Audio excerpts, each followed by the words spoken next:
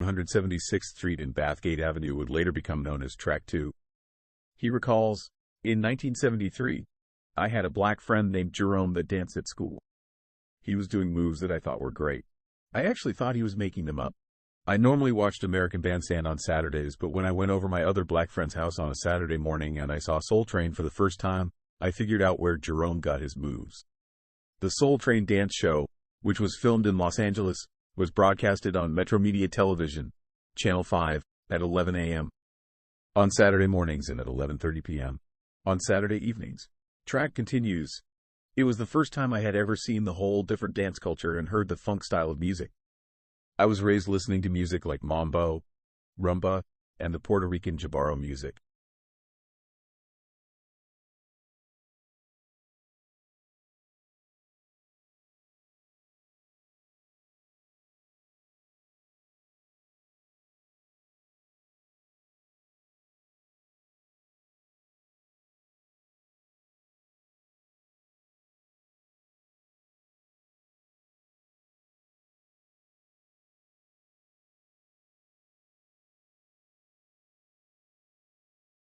But when I know. Listen, I never caught anything. MTV, yeah, I guess so. But that's but my some people say Soul Train. But see, I wasn't into Soul Train. Yeah, but Soul Train was a New York-based thing. No, it was Soul Train was West Coast. No, I mean a New York-based thing. Soul Train was in a Soul Train started in Chicago. Yeah, right. Chicago and then moved to Los Angeles. To Los Angeles. But it took its crowd to Los Angeles. Yeah, but what's the other one we were talking about that James Brown also had? Oh, the James Brown, man. He had his own show too in Atlanta, right? Yeah, but I never watched those shows. But I'm saying, but that wasn't on TV for us. Right. When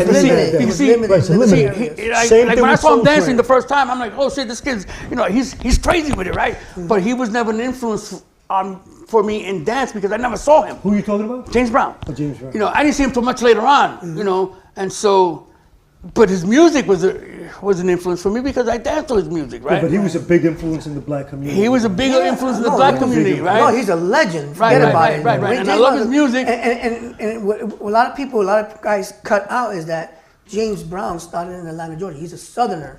Yes. And a lot of the funk music comes from the South. He has an amazing story, bro. Yeah.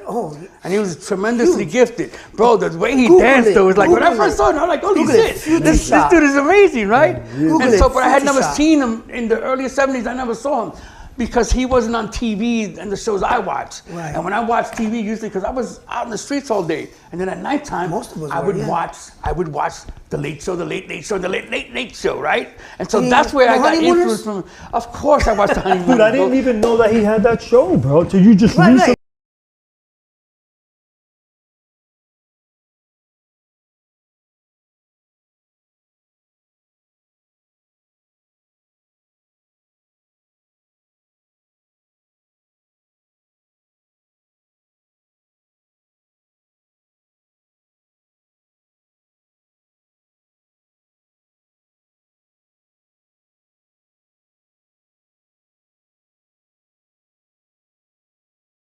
I was playing break beats in my house and I'm making all kinds of noise and I'm driving my mother crazy. And people that would come to my house, or sometimes I bring my set out into the park, people would criticize me, Latinos especially. Like they would tell me, what are you doing playing that Jungle Bunny music? Like they were really opposed to me doing this. Because they said, you're Latino, do what you're supposed to do. And it's like, supposed to do, I didn't know I was supposed to do anything.